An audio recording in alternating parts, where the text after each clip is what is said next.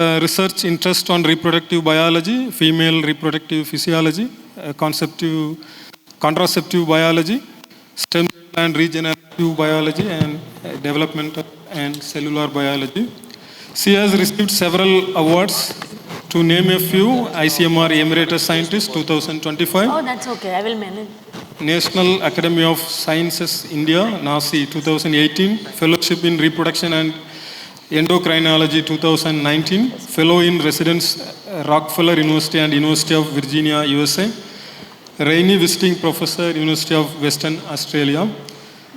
Then she has more than 100 peer-reviewed research articles, also 8 review articles. She has 3 book chapters and then numerous national and international invited lectures. With this, I invite Dr. Malini Laloraya for making her presentation. Thank you. Thank you so much, Chairs. I think at the outset, I should thank the entire Central University of Kerala for hosting all of us, especially Professor Sudha, Indrashish, Guru, Ashok. If I've forgotten somebody's name, please forgive me. And a big hand to the students who are running around and doing all the job. Okay? That's okay. Over. Displays not.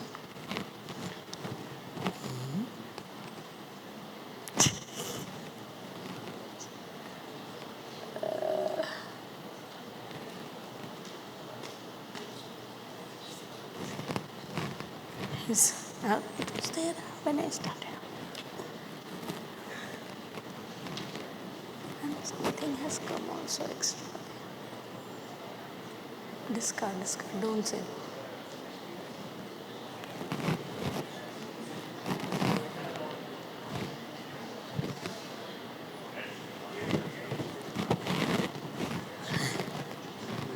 No, I don't know. That's not the problem. You can use the pen. Okay, go. Pen, you have it with you? Go. So I have to give it to them? Yeah. You have to use that. It's not working. But put the computer here.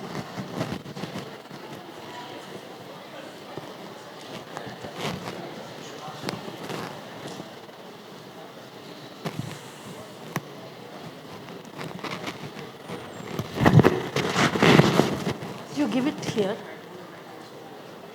You give the laptop here.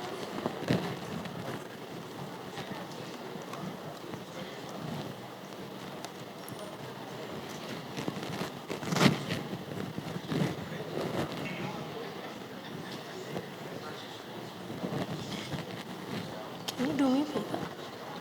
Just pass this to Dr. Pradeep, or else I'll forget it.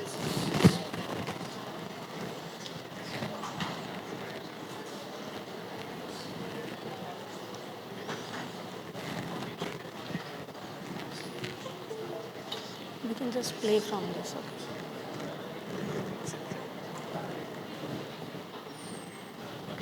They have some connection.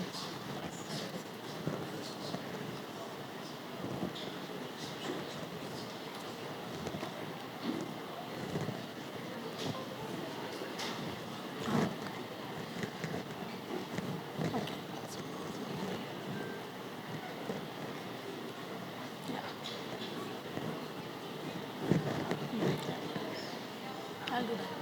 No, not that. I know to do it. Please use. Okay. Yes. Yeah. Pointer is there.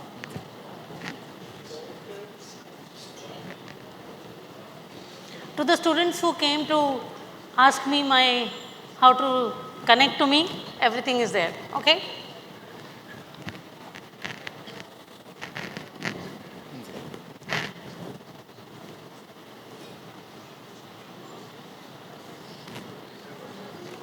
Okay?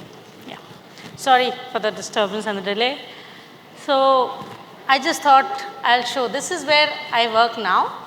this is a beautiful center made in the university, Trivandrum, Kerala University. And I really like the logo because it was a stem cell center, but this is what I work on. So all the work which I am going to present is, no, okay, it's not visible at RGCB. And my lab has worked on women's health program. And the main important parts which we covered were embryo implantation, because recurrent implantation failure occurs in women, and polycystic ovarian syndrome. And why the polycystic ovarian syndrome? Because it is more difficult for embryo implantation to occur in PCOS women. So they have more recurrent abortions as well as implantation failure. Something is odd. Okay. I think there's some problem. Oh yeah, something is not playing. Okay. 1 in every 4 couples in developing countries have been are affected by infertility, and so what is not working, there is something is a problem. So the female factor accounts for no, some things have gone missing. Anyway, so female, I'll tell what is missing. So female factor accounts for around 50%, and in that 80% is ovulated disorders, which has PCOS as one of the major features. And this disorder was first described by Stein and Leventhal in 1935. And actually he saw 7 women which had hirsutism. They had obesity and amenorrhea, that is, the menstrual cycle is not there. And the global status, if you look at it, PCOS women is around 1 in 10 women, and India has a very large number, that is 2 in every 5 adolescent women, and therefore we are concerned about it. And if you look at the prevalence by ethnicity, India, although having a large population, and China also has a large population, but India has more PCOS.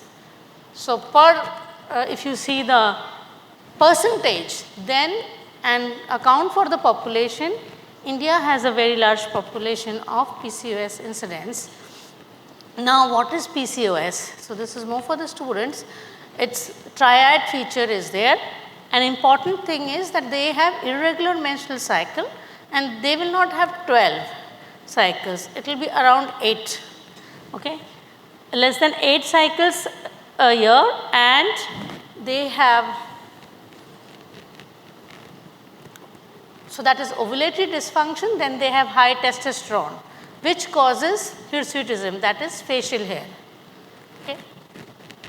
And this, if you see, a female will have male type facial hair, as well as more acne and very oily skin and alopecia. So alopecia means again male pattern balding in women.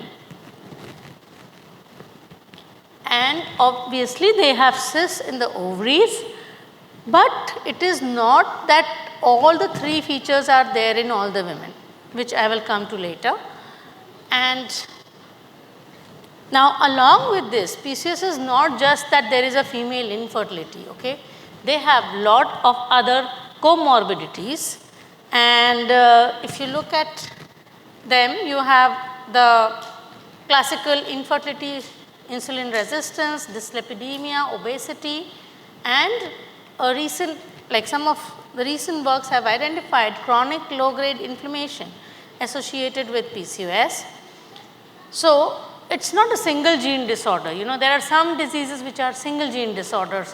It's easy then to treat them also and understand them.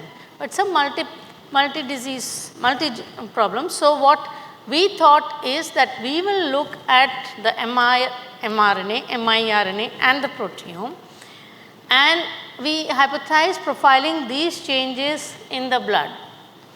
So which we think is the sentinel principle, and this work I started around 2006, and we think that the blood should reflect everything, and this is for the students. I think, I don't know how many of you heard Subhash Mukherjee's thing, but you will always get criticism in life, whether at work or at home.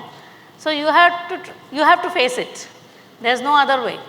So I got a lot of criticism when I started this work, that PCOS, how will you study in the blood?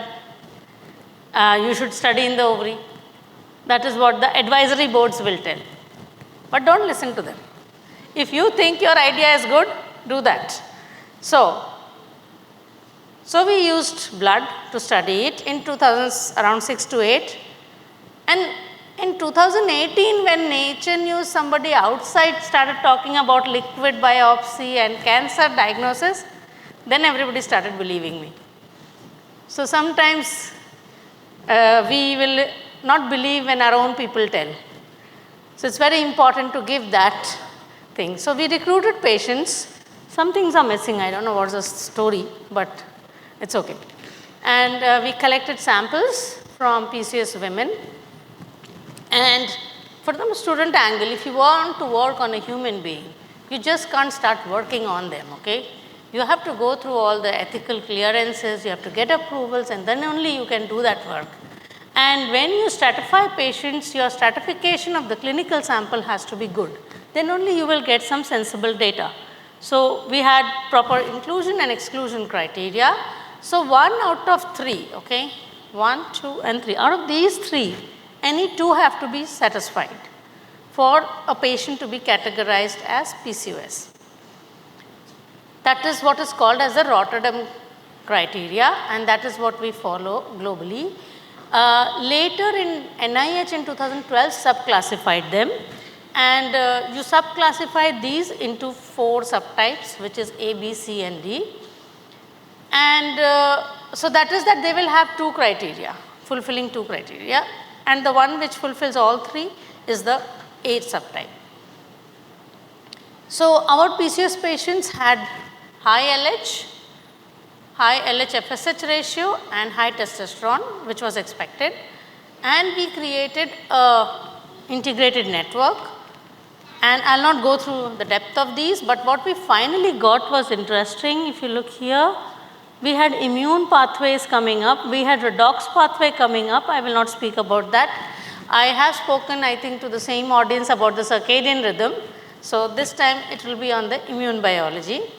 So what we found was that in the immune pathway, FOXP3 pathway was affected, and therefore we looked at something called as T regulatory cells. Now, T regulatory cells are a class of T cells which have high FOXP3 expression and CD4 and CD25 plus, and all reverse. Okay. So how are these generated? They are generated in the thymus and in the periphery. In the thymus, it happens when you are a baby in the early stages. Okay. So you have induced Treg as well as natural Treg. So if you look here you can have the Treg generation, and in the periphery also you can have T cells getting converted to T regulatory cells based on the induction. That is, TGF-beta is an important inducer, retinoic acid, and there are others. So now T regulatory cells are the self-check, immune self-checkpoints. So why does your body doesn't attack your own proteins? Because what they do is, if a T cell has slipped through the test in the thymus, then it is starting reacting to the proteins or fragments of the body, these T regulatory cells will suppress that. What happens in the thymus is there is a promiscuous expression of genes by another master regulator to all our proteins when we are babies, so that they are deleted. And therefore that is called as T cell education, so that our body will not react to them. Now, I think all of you know, right? This year's Nobel Prize went to T regulatory cells, An important thing to highlight here is this Mary Brunko, okay, and many of them, they did not have Nature, Cell and Science papers. Their impact factor also was not very great. Sometimes very great work doesn't get published in big journals because people don't believe you. But they continued to work and they only got the Nobel Prize. They did not worry about the other smaller things. So why is this important in pregnancy? Why am I talking about it? Because in pregnancy, you have the embryo. The embryo has the father's set of genes, right? Half of it. For the mother's body, it's foreign. So the mother's body wants to attack it. So it is these T regulatory cells which protect. So they expand during pregnancy. And if they don't expand, abortion will occur. And so in infertility, if you have low Tregs, you have infertility. If you have high Tregs, pregnancy is sustained. And I'll just skip this for now. Now, since it's a signaling meeting, I thought I should talk about that. So if you see this, the T regulatory cells, okay, IL-2 is the one which will cause expression of FOXP3, which is called as the master regulator. So you have heard of all the three names which got the Nobel Prize, but there's another one interesting, important name, which is from Sloan Kettering, Rudinsky, who worked a lot on T regulatory cells. And if you look at the elements here, STAT5 is a critical element which will bind to the promoter. So if the pathway will be that IL-2 receptor will get bound by IL-2, this will cause phosphorylation of JAK. JAK will phosphorylate STAT, and then STAT5B will bind to FOXP3, and you will have Treg generation. Now, we looked at the frequency of peripheral Tregs in PCOS, and we showed very clearly that PCOS women, this is in human subjects, okay? PCOS women have very low T regulatory cells, and FOXP3 transcript also was down. And then we also thought maybe it is some other thing which is causing that. So we did serum starvation so that we know that it is a inherent feature, and in that also we see that the T regulatory cells are down. And then we wanted to see at what stage of the menstrual cycle are they expanding. So here what we got was, if you see controls, this early follicular to late follicular, they are expanding, and then in luteal phase it comes down. But in the PCOS group 1, there is very less expansion, and group 2 is the one which didn't have the menstrual cycle. They didn't have final end of the menstrual cycle, so very poor expansion, suggesting that expansion of T regulatory cells are critical. Now, as I said, you have FOXP3 dependent transcriptional programs as well as STAT5B is also above it. So when we looked at the Treg markers, along with FOXP3, CTLA4 and CD4 both are down, and we wanted to see whether it's a STAT5 FOXP3 regulatory pathway. So I've just skipped something in interest of time. Now the thing is, when we looked at STAT5, okay, we don't see any change. So my student was very upset that there is no change, madam. So then I told her, but STAT5, we shouldn't expect a change because STAT5 works by phosphorylation, so cell signaling. Transcriptional activation of a gene many times happens with other modifications. So when we looked at the phosphorylation, it's very striking that the PCOS women, even after giving the induction by IL-2, had no phosphorylation at all. So that took us to look whether, why is it that you have low Tregs? And this previous whatever I presented was the work of Dr. Meera Krishna. She is now a scientist in Thiruvananthapuram. And so now we started looking at what could be the possible mechanism. Why is it low? So we had two candidates. As I said, air is the master regulator. So it is very critical. Still, I think there's a Nobel Prize for air. But air is the master regulator for all immune thing. And then we thought phosphatases could be crucial.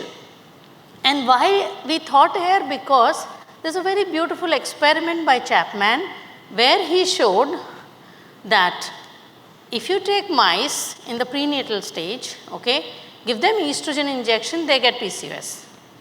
But if you remove their thymus, they don't get PCOS. And then you can correct it by giving lymphocyte or thymocyte injection in between also. But it depends on the stage when you are injecting. At a later stage, if you inject, you don't get. Therefore, there is an importance of thymus in causing PCOS. Now, why we were interested in air was, so this is what I was talking about. So, air is a gene which stimulates expression of all our tissue antigens, okay, in the thymus, so that the thymus recognizes that these are our people, don't attack them, right? Like we recognize visually that this is our relatives, so that's how these people, the body recognizes that these are our people. So, tolerization is induced by air, okay? And it does, so all these genes it will make express, and then there will be clonal deletion in the thymus so that it will not recognize them as foreign. So, air was discovered actually by two major labs, by a Finnish-German APCD consortium as well as Jinchong Shi at Gainesville, where although now he is founder of a company, so he was one of the first persons to identify air. Interestingly, we worked on air, both I and Pradeep. So, this is us when we were younger, and the fact that air can bind DNA was our publication from Jinxiang's lab, where we showed that air is a DNA binding protein. But interestingly, later we showed that there is extrathymic expression of air in the uterus. And we also showed that if air is expressed in the uterus, it causes decellularization, which is placenta formation, which I am not talking here. And very interestingly, one clinician in Canada saw our work, and there was one patient, APCD patient, they have some monogenic disorder with air mutation. So, they gave the treatment which they would have given if a person had decidual problem, just by referring to our paper. So, that clinical paper talks starting only of our paper, and they changed the treatment, and the first ever baby to a APCD patient is born. So, many people ask what is the clinical translation of my work. I told I can't do because I am not a clinician, some clinician did it, and I think that is the best translation that a person conceived with that. So, air, as I said, has a very big role in central tolerance and Treg induction, and so we looked at air expression after that, and air is downregulated in PCOS women. So, this work was done by Dr. Ranjani AP and in my lab. But interestingly, we found that HIF was upregulated during that time, and we also found that HIF1 is a target gene of air. We did chip analysis and all that. I don't want to bore you with all that data. And then we showed, so then I had a SRF who was like a dynamic person, always running around in the lab. So, he was very good in immunology, and we showed that if you silence air, okay, you reduce conversion to T regulatory cells, and you can see that you have, in this case, you have HIF1 going up and FOXP3 comes down. So, we propose that air regulates these by controlling HIF expression, and then again going after, if you remember I showed you this, there was no phosphorylation. So, we wanted to see what are the phosphatases which could have a role. So, we looked at the phosphatases and the phosphorylating agents, and these are the clinical parameters, and we showed that JAK2 is downregulated, and this is critical because JAK2 is involved in the STAT5B signaling pathway via IL-2, and I will skip this part. So, that is how it works. So, JAK will phosphorylate STAT, and then STAT will come and bind. So, now you have specific phosphatases, okay. PTP1B will dephosphorylate STAT5, DUSP will dephosphorylate here, and the other one will do in the nucleus. So, these are the 3 critical phosphatases for the STAT5B pathway. So, we looked at them. So, if you see in the human samples, PTP1B, TCPT as well as DUSP all are upregulated. This is in PBMCs. Okay. Then, do not worry about that heat map right now. And then in the phenotypes, if you see, DUSP is pretty high. And if you look at the correlation here, it was interesting. So, it shows that DUSP, can be regulated by testosterone and LH levels. That is important because PCOS women have high testosterone and high LH. And then we looked at the phosphatase activity using a phosphatase assay kit specific for tyrosine, and we found that the phosphatases were high. And in the same samples again, we had checked that those genes are high. Now, in which T cell stage are these phosphatases expressed? Are they there in all the PBMCs?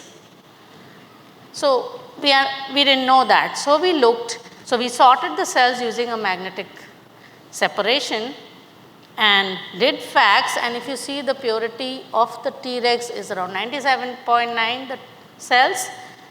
And interestingly, the non-CD4 cells as well as CD4 plus and CD25 minus, okay, there is no significant difference in any of these. But in the CD4 plus 25 plus, you see significant difference only in PTP1B and DUS4. Do I have time? Okay. So, only these two had those ones. So, that means this DUS activation as well as PTP1B activation is especially happening in the T regulatory cells and not in other cells. So, that shows the specificity of the action. So, we thought, okay, now we should prove it. Now, there is no specific STAT5B inhibitor available in the market. So, we used the silencing technique, and you have to silence along with the induction. So, it is a pretty long culture experiment using human PBMCs from patients, very challenging for the students. So, what I am showing you might look easy, but it is 5 years of work by the students. So, you have untreated minus IL2 plus IL2, control silence, PTP1 silence, DUS4 silenced, and the double silencing. Okay. And what we got here is that so when we knock down, you should show from this thing that you have really silenced the genes. So, both are silenced, PTP1B as well. So, as well as DUSP. So, DUSP also is silenced and PTP1B also is silenced. It is working good. System is working good. Now, when we look at our data, you should worry about this. The control silenced, okay, with IL2 versus DUSP with IL2, PTP1 with IL2 and the double silencing.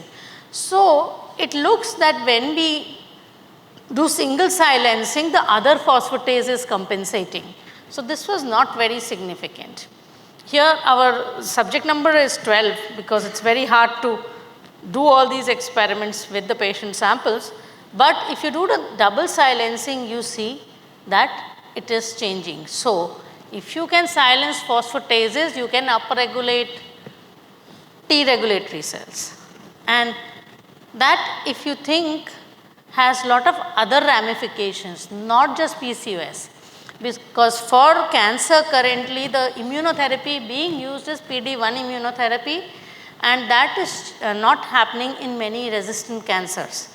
So, we think that this will be the second line of therapy for managing or modulating T regulatory cells, and therefore, we think that phosphatases are druggable targets for immune modulation.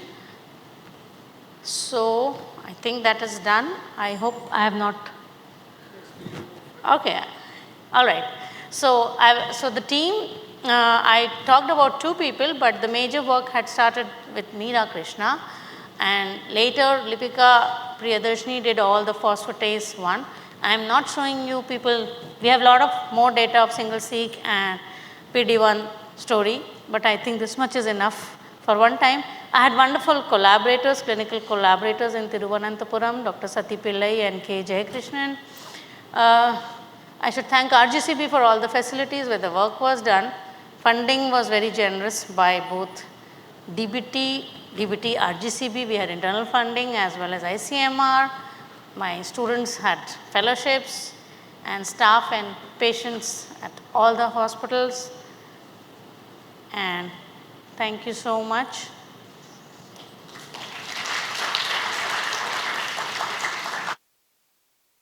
So thank you, madam. You completed on time, so within the time only. So thank you for the nice presentation. So now the session is open for discussion.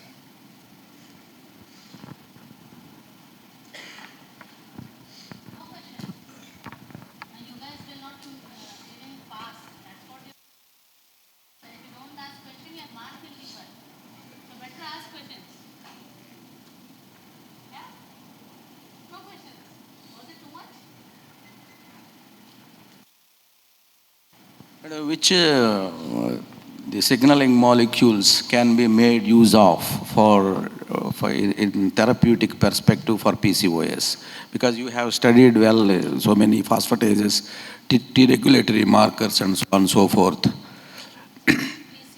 Therapeutic Along with now they have started spironolactone. But this can be one part, although there is no known STAT5B inhibitor and you can't go about silencing things. A simpler method which I talked last time to the same public was balancing their circadian rhythm, because we have data to show that if the circadian rhythm is altered and these generation kids are not sleeping properly in the night and they are always on their mobile. So if they sleep, and I have known patients, girls who had very high testosterone, and on my advice they started sleeping correctly and their testosterone levels come down. So that's a simpler method, but we also have to see that in that testosterone might correct, but we are not sure whether T regulatory cells are corrected. So that's a clinical trial to be done. Yeah. Thank you very much.